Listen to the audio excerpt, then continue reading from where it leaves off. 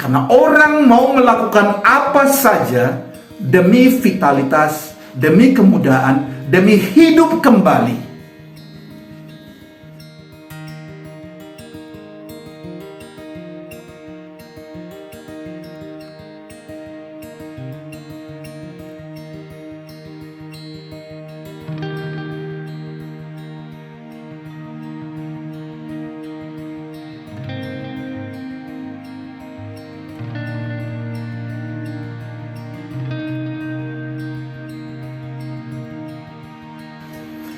Saya punya keponakan dengan kesukaan yang saya anggap unik. Dia suka sekali menonton film horor, khususnya film-film tentang zombie. Saya kan heran. Pernah saya bertanya sama dia, kok kamu suka sekali sama film zombie? Sampai kita-kita ini juga kamu paksa ikut nonton film zombie karena kamu kuasai TV-nya, kamu kuasai laptopnya. Kenapa? Jawaban yang dia berikan pada saya pada hari saya bertanya itu sangat-sangat menarik dan membuat saya berpikir. Karena dia mengatakan, karena zombie itu lucu. Saya kaget. Saya sungguh tidak menduga dia akan menjawab bahwa zombie itu lucu. Saya berpikir kebanyakan orang akan menjawab, karena zombie itu menyeramkan. Iya, banyak orang suka dengan hal-hal yang menyeramkan. Itulah sebabnya kenapa film yang bertema atau genre horor disukai banyak orang. Anda lihat saja film-film Indonesia. Begitu banyak film-film Indonesia yang temanya tentang hantu, tentang setan, perjanjian dengan dunia gelap, supranatural, atau hal-hal yang sangat menakutkan yang tidak bisa diprediksi, atau menyangkut hal-hal dari dunia lain atau kegelapan yang masuk ke dalam kehidupan kita, bukan cuma untuk mengganggu, bahkan mendominasi, bahkan mengontrol, bahkan menentukan nasib orang-orang di dalamnya. Maka jawaban dari keponakan saya itu sungguh, ya dipakai istilah sekarang, out of the box, out of the usual thinking. Karena zombie itu lucu. Saya tahu ada film-film zombie yang sengaja dibuat lucu atau dilucukan atau dilebih-lebihkan kelucuannya. Tapi dia tidak sedang mengatakan zombie yang seperti itu. Dia sedang mengatakan zombie secara umum. Mengapa dia menyukai? Karena zombie itu adalah sebuah perilaku yang mengandung kelucuan dan sesungguhnya absurditas. Dan barangkali itu bisa menggambarkan bagaimana kita kadang-kadang bersikap dalam tanda petik lucu atau absurd dalam hidup ini demi sesuatu yang jauh lebih besar dan bahkan bermakna. Inilah film zombie yang mau saya ceritakan sedikit. Dari judulnya saja sudah sangat terdengar lucu, bahkan absurd. Dalam bahasa Inggris judulnya kira-kira berbunyi The Odd Family, Zombie on Sale. Keluarga yang aneh, zombie dalam on sale. Kira-kira seperti itulah judulnya. Namun ada hal yang besar di situ yang bahkan melebihi absurditas dari film ini, melebihi kelucuan yang ditimbulkan dari berbagai pola hubungan di antara anggota keluarga. Bahkan pada akhirnya zombie yang masuk ke dalam kehidupan keluarga dengan setting di sebuah desa di Korea Selatan ini diangkat, diadopsi sebagai anak bungsu dan dikasih nama apa? Zombie. Jadi ada unsur Koreanya atau Chinese-nya sedikit dan B-nya sebagai dari kata zombie. Dan sangat lucu ketika adegan itu terjadi di polisi, dan polisi bertanya karena itu di sebuah desa dan orang-orang pada dasarnya saling mengenal. Polisi itu berkatakan, bagaimana mungkin ini keluarga kamu? Karena bapaknya datang lalu mengklaim, itu keluarga saya, itu anak saya yang paling bungsu. Dan lalu mereka bertanya, kalau gitu siapa namanya? Lalu terciptalah nama itu secara spontan, zombie, untuk bersembunyi dari kata zombie. Hal yang sangat menarik kemudian adalah, kalau biasanya film-film zombie tentang makan darah atau daging lalu mengubah korbannya menjadi zombie yang berikutnya, dalam film ini justru sebaliknya. Zombie atau zombie ini membawa kemudahan kembali kepada setiap orang yang kena gigitannya. Dan persis disinilah absurditas dari kita manusia. Banyak ya adegan yang sangat-sangat lucu dan menarik, namun sangat menggelitik bagi pemahaman kita tentang kehidupan ini, atau bahkan tentang diri kita sendiri. Sebuah adegan yang paling menarik yang tidak mungkin saya lupakan, dan saya yakin Anda tidak akan mungkin juga lupakan ketika Anda menonton.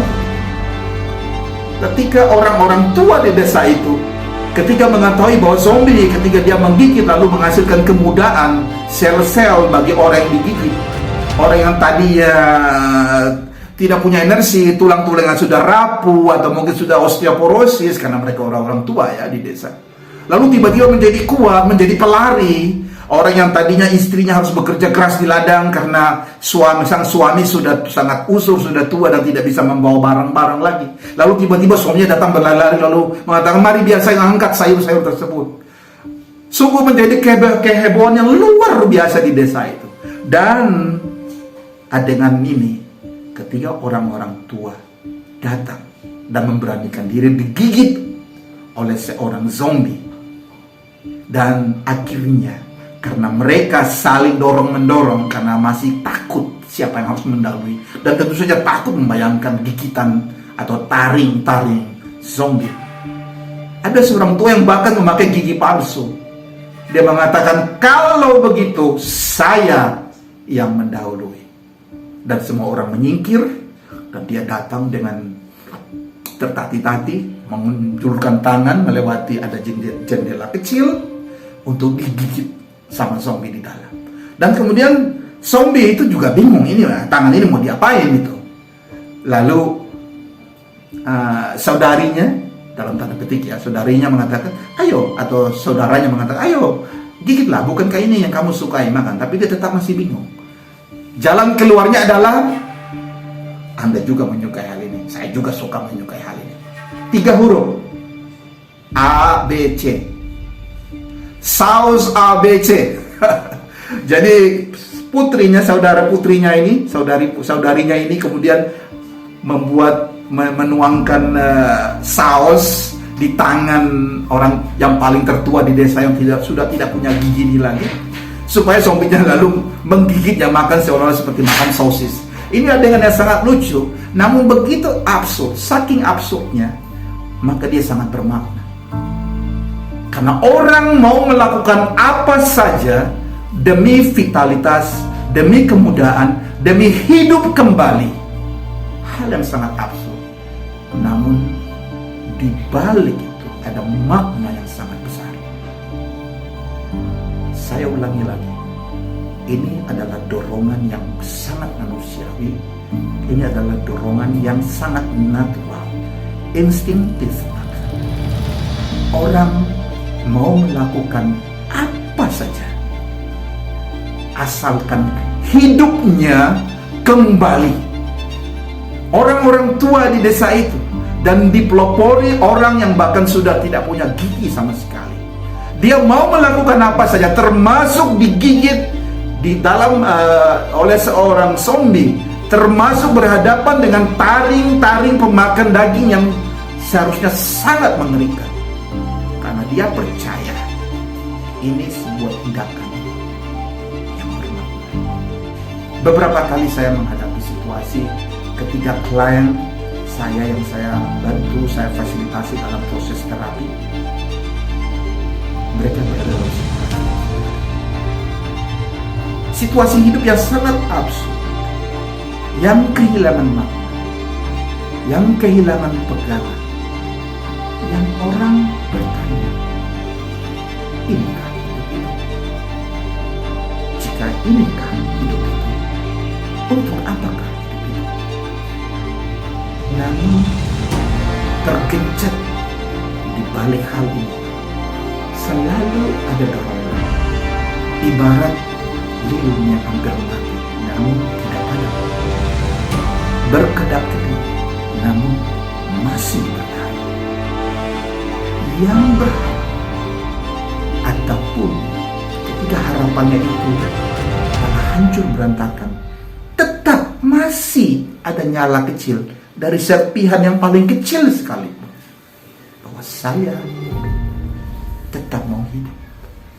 Bahkan saya mau hidup saya kembali. Kalaupun tidak kembali 100%, minimal 50%. Setelah 50%, saya mau kembali 70%. Setelah 70%, saya mau kembali 100%. Setelah 100%, saya mau menjadi 150%. Itulah yang akan dilakukan oleh setiap orang.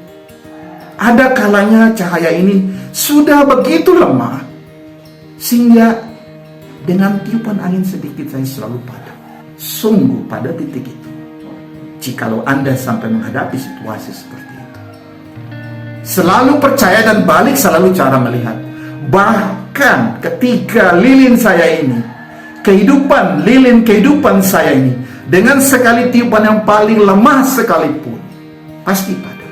Kita ingat, api unggun bisa dipicu dengan sebuah nyala, sebuah percikan yang terlemah.